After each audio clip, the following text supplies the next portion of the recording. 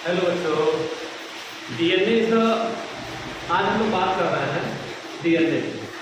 तो डीएनए जो है ये long polymer of deoxy ribonucleotide chain है। क्या है?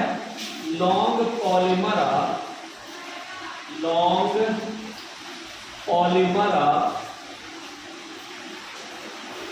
डीऑक्सी राइबोन्यूक्लियोटाइड चेन है। ये डीएनए का फुल फॉर्म क्या होता है? आप डीएनए का फुल फॉर्म को क्या लिखते हो? डीऑक्सी राइबो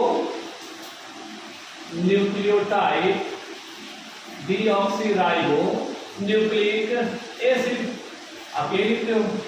और ये क्या है? Long polymer. किसका पॉलीमर है? डीऑक्सी राइबो न्यूक्लियोटाइड का पॉलीमर है। डीऑक्सी राइबो न्यूक्लियोटाइड का पॉलीमर। सवाल आ रहा है कि न्यूक्लियोटाइड क्या है? तो जो न्यूक्लियोटाइड होते हैं वो तीन चीजों से मिलकर बने होते हैं।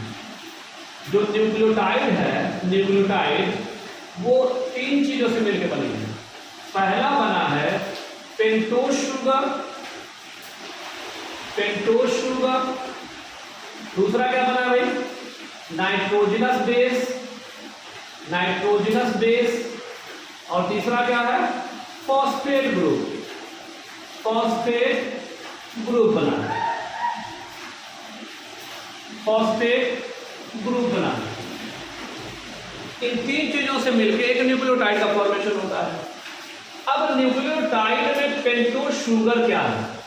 पेंटोज शुगर 5 कार्बन का बना हुआ कंपाउंड होता है, जिसके अंदर अगर हम लोग बात करें तो पेंटोज शुगर दो तरीके से होते हैं।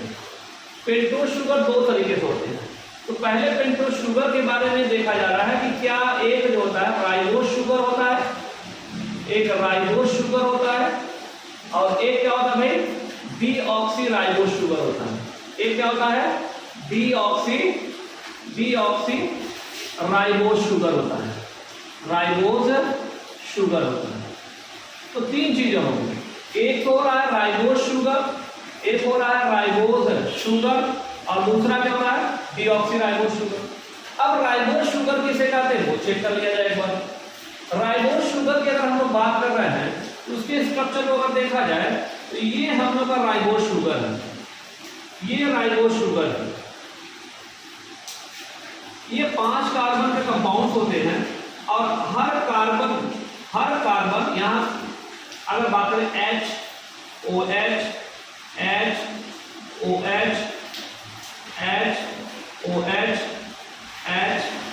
CH2OH होता है। अगर हम लोग बात कर रहे हैं तो यहाँ पे क्या है? Carbon number 1, carbon number 2, carbon number 3, 4 and 5। 5 carbon का है। इसको कहते हैं राइबोज शुगर। क्या कहा गया? इसको क्या कहा गया? राइबोज शुगर कहा गया। लेकिन अब अच्छा, ये राइबोज शुगर स्पेशली प्रेजेंट होता है कहां पे? राइबोज शुगर कहां पे पाया जाता है? ये आरएनए में पाया जाता है। राइबोज शुगर कहां पाया जाता है? आरएनए में। लेकिन अगर हम लोग बात करें दूसरे वाले की डीऑक्सीराइबोज शुगर की, तो डीऑक्सीराइबोज शुगर का स्ट्रक्चर जो देखा जाए तो सेम ऐसे ही होता है, लेकिन थोड़ी फर्क ये आ गई, एक जगह पे ऑक्सीजन गायब है। अच्छा, एक जगह पे ऑक्सीजन गायब क्यों है? इसके लिए हम लोग बायोमोलिक्यूल वाले टॉपिक में चेक कर लेंगे। तो यहाँ पे क्या होता है? OH, हाइड्रोजन यहाँ पे है, OH है, और यहाँ फिर हाइड्रोजन है, यहाँ पे CH2OH। सेम अगर बात करें नंबर ऑफ कार्बन की, तो यहाँ पे 1, 2, 3, 4, 5 कार्बन हो गए। तो 5 कार्बन कंपाउंड ये भी था, 5 कार्बन कंपाउंड ये भी था। लेकिन थोड़ा सा गौर किया जाए कि यहाँ के सेकेंड कार्बन कंपाउंड पे और यहाँ के सेकेंड कार्बन कंपाउंड पे देखो ध्यान से, यहाँ पे सेकेंड कार्बन कंपाउंड पे OH है, लेकिन यहाँ पे OH नहीं है, सिर्फ H है। ऑक्सीजन गायब है, ऑक्सीजन नहीं है। और जब ऑक्सीजन नहीं है तो एब्सेंस ऑफ ऑक्सीजन को डीऑक्सी वर्ड लगाएंगे। डीऑक्सी का मतलब होता है एब्सेंट ऑक्सीजन, तो डीऑक्सी, और जाहिर सी बात है ये राइबोस था, तो ये भी राइबोस है लेकिन ऑक्सीजन नहीं है, तो डीऑक्सी राइबोस कह दिया। और ये स्पेशली प्रेजेंट होता है कहां पे? डीएनए में। ये स्पेशली कहां पे प्रेजेंट होता है? डीएनए में। तो ये हम लोग अगर बात कर रहे हैं तो हमारा न्यूक्लियोटाइड, डीएनए का जो न्यूक्लियोटाइड होते हैं वो पेंटोज शुगर जो होता है ना, डीएनए की बात कर रहे हैं तो पेंटोज शुगर जो होता है वो डीऑक्सी राइबोस शुगर होते हैं, ये वाला शुगर होता है। दूसरा क्या है भाई? Nitrogenous base. दूसरा क्या है? Nitrogenous base. नाइट्रोजनस बेस के बारे में अगर हम लोग थोड़ी सी बात कर ले हल्की सी यहाँ पे, तो एक कंडीशन देखने को ये मिलेगा कि नाइट्रोजनस बेस को दो ग्रुप में बांटा गया है। एक का नाम रखा गया प्यूरिन, एक का नाम रखा गया प्यूरिन, और दूसरे का नाम रखा गया पायरिमिडिन। पायरिमिडिन नाम। प्यूरिन जो होता है ये डबल रिंग मॉलिक्यूल होता है, इसमें दो रिंग मॉलिक्यूल होते हैं, और इसमें सिंगल, मतलब ये बड़े होते हैं और ये छोटे। नाम बड़ा काम छोटा, नाम छोटा काम बड़ा, देखने में छोट लगे घाव करे गंभीर, मतलब छोटा यही है बड़ा, यानी डबल रिंग स्ट्रक्चर होता है। और ये क्या बड़ा सा है लेकिन कैसा है? छोटा, मतलब सिंगल रिंग कंपाउंड होता है। प्यूरिन की अगर बात करें तो प्यूरिन में दो तरह के अमीनो एसिड्स आते हैं। एक का नाम है एडेनिन, और दूसरे का नाम है गुआनिन। ये एडेनिन एंड गुआनिन से मिलकर बना है। लेकिन पायरिमिडिन की बात करें तो ये साइटोसिन, थायमीन, और थायमीन के जगह पे थायमीन इनके साथ तो डीएनए होता है, लेकिन आरएनए की अगर बात करते हैं तो थायमीन की जगह पे क्या आ जाएगा? यूरैसिल आ जाएगा। थायमीन की जगह पे क्या आ जाएगा? यूरैसिल आएगा। किसके केस में? आरएनए के केस में। किसके केस में आएगा? आरएनए के केस में। तो ये नाइट्रोजनस बेस जो होते हैं ये दो ग्रुप में होते हैं, एक होता है प्यूरिन और एक होता है पायरिमिडिन। प्यूरिन में एडेनिन और गुआनिन आते हैं, और पायरिमिडिन में अगर हम लोग बात करते हैं साइटोसिन, थायमीन और यूरैसिल आते हैं। ये पेंटोज शुगर हो गया, नाइट्रोजनस बेस हो गया, और फास्फेट ग्रुप। जब पेंटोज शुगर, नाइट्रोजनस बेस और फास्फेट ग्रुप एक साथ जुड़ते हैं उनको कहते हैं न्यूक्लियोटाइड। क्या कहते हैं? न्यूक्लियोटाइड। अब सवाल आ रहा है कि न्यूक्लियोटाइड बनते किसे हैं? थोड़ा सा इसका स्क्रीनशॉट ले लीजिएगा। ठीक, अब बात हम लोग अगर करते हैं तो न्यूक्लियोटाइड के स्ट्रक्चर्स की बात करते हैं कि न्यूक्लियोटाइड कैसे कैसे बने होते हैं। तो न्यूक्लियोटाइड के अगर बारे में बात कर रहे हैं तो मैंने क्या कहा था कि न्यूक्लियोटाइड जो होते हैं वो नाइट्रोजनस बेस, पेंटोज शुगर और इसके फास्फेट ग्रुप। तो ये हम लोग का पेंटोज शुगर है, ये पेंटोज शुगर है। पेंटोज शुगर का फर्स्ट कार्बन ये है। कह रहा है कि जो नाइट्रोजनस बेस फर्स्ट कार्बन के, नाइट्रोजनस बेस फर्स्ट कार्बन के कहां पे? नाइट्रोजनस बेस शुगर के फर्स्ट कार्बन के साथ जुड़े होते हैं। अब जुड़ा है तो कोई बॉन्ड होगा। नाइट्रोजनस बेस एडेनिन है, कोई भी ले सकते हैं, चार है, चारों में से कोई ले सकते हैं। नाइट्रोजनस बेस जो है यानी कि एडेनिन कह लिया, ये पेंटोज शुगर से जुड़ा होता है, और जुड़ने के लिए कोई ना कोई बॉन्ड चाहिए। तो यहाँ पे जुड़ने के लिए जो बॉन्ड लगा हुआ है इनके बीच में, इस बॉन्ड को हम लोग कहते हैं एन ग्लाइकोसिडिक बॉन्ड। क्या कहते थे भाई? N glycosidic bond, N glycosidic bond. दूसरा यानी कहां पे जुड़ा हुआ है? किस नंबर ऑफ कार्बन पे? First. Second number of carbon ये है, थर्ड नंबर ऑफ कार्बन ये है, फोर्थ नंबर ऑफ कार्बन ये है, और फिफ्थ वाला कार्बन यहां। थोड़ा गौर करिएगा। अभी जब पेंटोज शुगर और नाइट्रोजनस बेस एक साथ जुड़े होते हैं ग्लाइकोसिडिक बॉन्ड के द्वारा, उसको हम लोग कहते हैं न्यूक्लियोसाइड। फर्क है थोड़ा सा, इसको हम लोग क्या कहते हैं? न्यूक्लियोसाइड।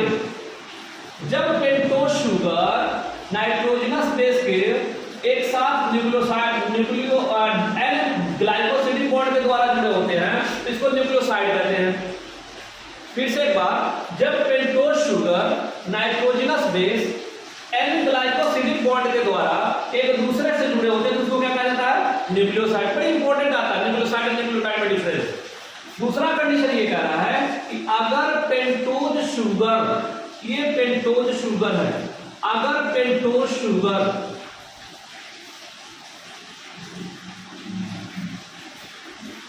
नाइट्रोजनस बेस के साथ तो जुड़ रहा है, जुड़ा भी है, नाइट्रोजनस बेस के साथ जुड़ा भी है, मान लीजिए कोई भी है, ATGC कुछ भी लगा देते हैं, जुड़ा है फर्स्ट कार्बन पे जुड़ा है, लेकिन कह रहा है साथ ही साथ अगर इसके फिफ्थ वाले कार्बन पे एक फॉस्फेट ग्रुप भी जुड़ा होगा, ये फॉस्फेट ग्रुप भी जुड़ा होगा, अब क्या हुआ, ये कौन सा बॉन्ड बन रहा था भाई, यहां पे कौन सा बॉन्ड बन रहा था, बताया गया N glycosidic bond, N glycosidic bond. यहां पे कह रहा कि पांचवा कार्बन ये है, ये पांचवा कार्बन है और ये फॉस्फेट ग्रुप का फास्फोरस है, इनके बीच ये दोनों जुड़ेंगे तो यहां पे भी एक बॉन्ड आएगा और यहां पे कौन सा बॉन्ड आता है, फास्फोएस्टर बॉन्ड आता है, कौन सा बॉन्ड आता है, फास्फोएस्टर बॉन्ड आता है।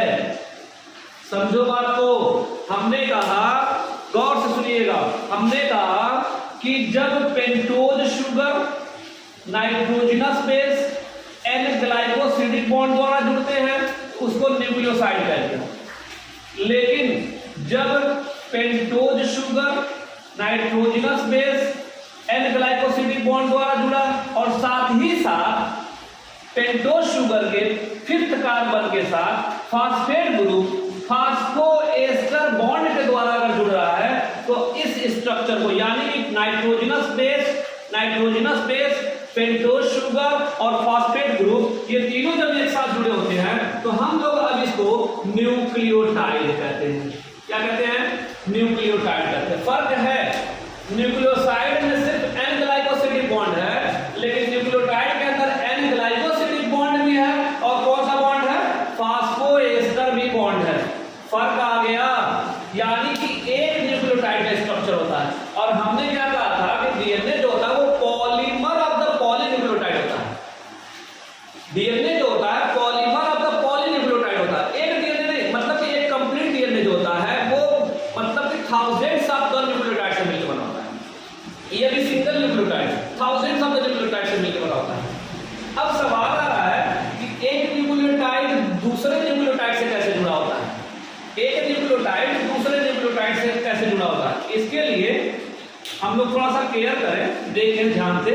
यहाँ पे देखिए, मान लो कि मैंने आपके लिए यहाँ पे बना दिया एक न्यूक्लियोटाइड, यहाँ पे क्या बन गया भाई, न्यूक्लियोटाइड बना कि नहीं बना, न्यूक्लियोटाइड। यहाँ पे थोड़ा गौर करने वाली बात यह है कि ये हो गया हम लोग का क्या, एक अमीनो एसिड, कोई भी एक nitrogenous base, carbon number first, carbon number second, carbon third, fourth and fifth, ये होगा। अब कह रहा है कि फॉस्फेट ग्रुप जो होता है वो दो जगहों पे जुड़ सकता है, फिफ्थ नंबर ऑफ कार्बन के साथ भी और थर्ड नंबर ऑफ कार्बन के साथ भी।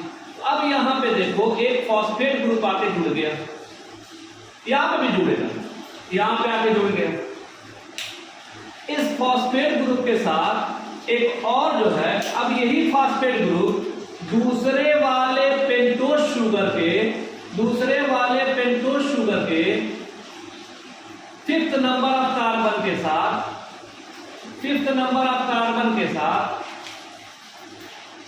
ये देखिए फिफ्थ नंबर ऑफ कार्बन ये हो गया, पांचवा कार्बन ये है, और यहां पे हम लोग बात कर रहे थे कौन सा है, तो ये हम लोग का हो गया क्या भाई, मान लो यहाँ पे A है, यहाँ पे C मान लो, कुछ भी मान लिया जाए। ये हम लोग का कार्बन नंबर 1 2 3 ये हो गया। यहाँ पे हो गया क्या 4 और 5।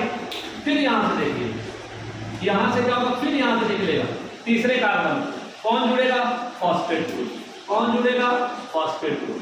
ये जुड़ा तीसरे कार्बन। थोड़ा समझिएगा बात को, केयर करना। फिर यहाँ पे जुड़ा हुआ है, फिर यहाँ जुड़ा हुआ है। मान लो यहाँ पे हम लोग कुछ और लेके आते हैं, जैसे मान लो एक और नाइट्रोजनस बेस लेके आते हैं, उसका कुछ भी नाम रख दो, ATGC कुछ भी नाम रख दिया जाए, T रख दो, थाइमीन। ठीक, carbon number 1, carbon number 2, carbon number 3, carbon number 4, carbon number 5, यहाँ पे 3 वाले को कर दो 3, ये हो गया हुआ। तो क्या एक चीज देखो कि एक न्यूक्लियोटाइड दूसरे न्यूक्लियोटाइड के साथ फास्फो बॉन्ड के साथ फास्फो एस्टर बॉन्ड आ रहा है, थोड़ा गौर करिएगा। आपने क्या कहा था, ये पांचवें कार्बन का पेंटोज शुगर का पांचवा कार्बन फॉस्फेट बॉन्ड के फॉस्फेट ग्रुप के साथ किस बॉन्ड से जुड़ रहा है, फास्फो एस्टर के बॉन्ड। तो कह रहा है ये फास्फो एस्टर बॉन्ड हुआ। तो ये बताओ, ये पेंटोज शुगर है, इसका तीसरा वाला कार्बन इस फॉस्फेट ग्रुप के साथ भी जुड़ा हुआ फास्फो एस्टर बॉन्ड के साथ। अब एक फास्फोएस्टर बॉन्ड ये है और एक फास्फोएस्टर बॉन्ड ये है, तो दोनों के दोनों कितने फास्फोएस्टर बॉन्ड बन गए, दोनों के दोनों कितने, इसको क्या कहेंगे, फास्फो डाई एस्टर बॉन्ड का फॉर्मेशन हो रहा है, फास्फो डाई एस्टर का बॉन्ड का फॉर्मेशन। मतलब दो न्यूक्लियोटाइड एक दूसरे से फास्फो डाई एस्टर बॉन्ड द्वारा जुड़े होते हैं। फिर से गौर से सुनिएगा, दो न्यूक्लियोटाइड एक दूसरे से फास्फो डाई एस्टर बॉन्ड द्वारा जुड़े होते हैं। इस तरह से फास्फो डाई एस्टर बॉन्ड करते करते polymer of the polynucleotide chain of the DNA बनेगा, polynucleotide chain of the DNA बनेगा। ये हो गया पॉलीन्यूक्लियोटाइड चेन। अब नेक्स्ट इसी में थोड़ा और बातें आगे बढ़ा लिया जाए। थोड़ा गौर करो कि यहां पे क्या है कि पेंटोज शुगर और फॉस्फेट ग्रुप, पेंटोज शुगर और फॉस्फेट ग्रुप इसी तरह एक चेन में लगे होते हैं, इसी तरह क्या होता है, एक चेन में लग जाते हैं। तो हम लोग इस पूरे के पूरे चेन को एक नाम रख देते हैं शुगर फॉस्फेट, नाम रख देते हैं sugar phosphate backbone, sugar phosphate backbone नाम रखते हैं। जब पेंटोज शुगर फॉस्फेट ग्रुप एक लीनियर मैनर में अरेंज होते हैं तो उसको हम लोग क्या कहते हैं, शुगर फॉस्फेट बैकबोन कहते हैं। ये डीएनए के मेन स्ट्रक्चर्स होते हैं। अब दूसरी कंडीशन एक और गौर करो कि क्या यहां पर 5 कार्बन है एंड पॉइंट पे और इसके लास्ट में कौन सा कार्बन आ गया, जुड़ रहा है 3 कार्बन। तो डीएनए में आप देखे होंगे कि जो डीएनए का स्ट्रक्चर बनेगा, एक एंड पे 5 प्राइम एंड कहेंगे और दूसरे वाले एंड पे क्या कहेंगे, 3 प्राइम एंड कहेंगे। फ्री एंड होते हैं, एक आध तो नहीं, एक आध लास्ट में जुड़ जाए तो लास्ट में एक ऐसा वक्त आएगा ना जहां पे ये फ्री होगा, तो ये फ्री एंड होते हैं। 5 प्राइम इधर एंड होगा और 3 प्राइम का एंड इधर होगा, 5 प्राइम एंड इधर होगा और 3 प्राइम एंड इधर होगा। ये बन रहा क्या, पॉलीन्यूक्लियोटाइड चेन, पॉलीन्यूक्लियोटाइड चेन। दूसरा कंडीशन यहां पे देखिए, ये जो नाइट्रोजनस बेसेस हैं, अब ये नाइट्रोजनस बेसेस दूसरे वाले डीएनए के पॉलीन्यूक्लियोटाइड चेन के नाइट्रोजनस बेसेस के साथ जुड़ेंगे। कैसे, इसके बारे में बताएंगे बाद में। तब तक के लिए लाइक शेयर एंड सब्सक्राइब जरूर करिएगा।